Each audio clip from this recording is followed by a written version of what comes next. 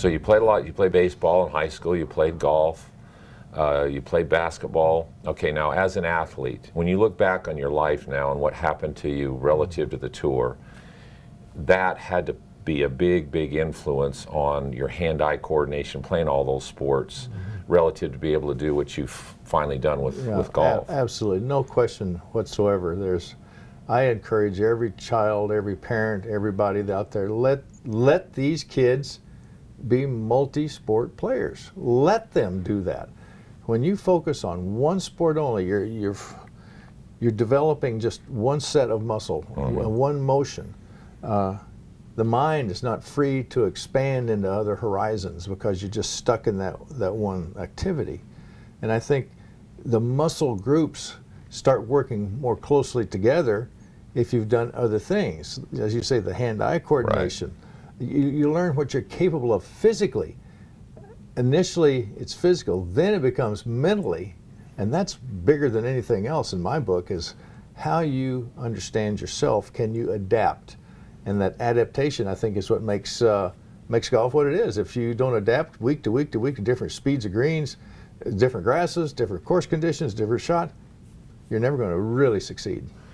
You know, the other thing you said, and what's happening now with youth, and in my opinion, it's well, and I've been involved in fitness now for 35 years in youth development, this specialization of kids when they're, I mean, a lot of these kids, by the time they're 10, they want them, okay, you got to decide. Yeah. And I go, well, I don't see that as a physical issue. I understand it. It doesn't make sense at all.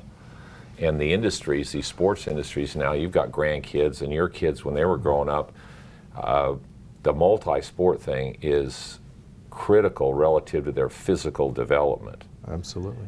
And I just don't understand.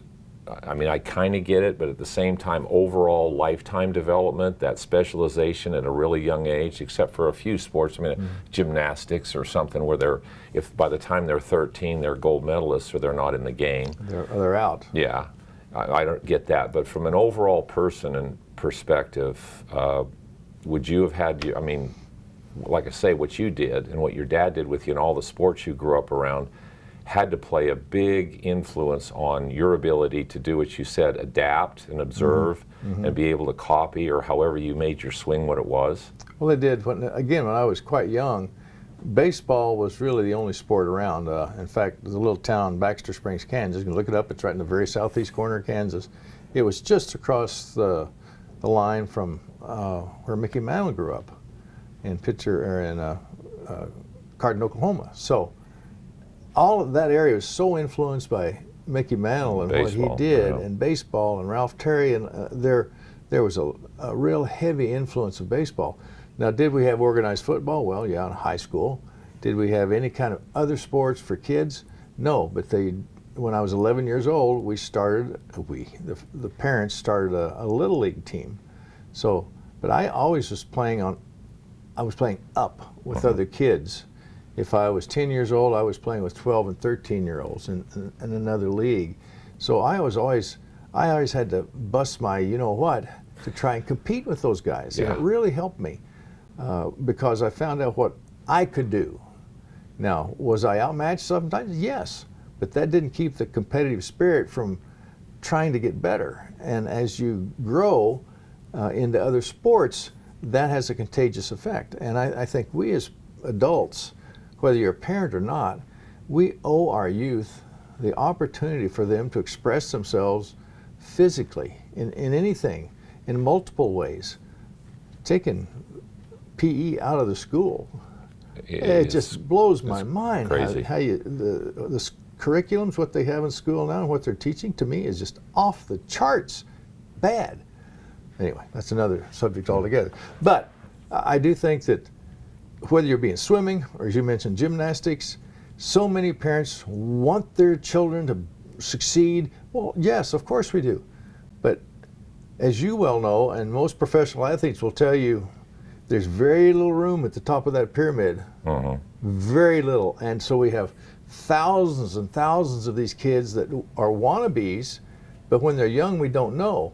But that as they get older, that pyramid gets a little bit narrower, a little bit narrower. So, but the parents keep pushing them to get there, well, you can only push so far, in my estimation, before it becomes diminishing returns. Right. You know, I want my kid at 5 years old to get him gymnastics and make the win an Olympic gold. Yeah. Really?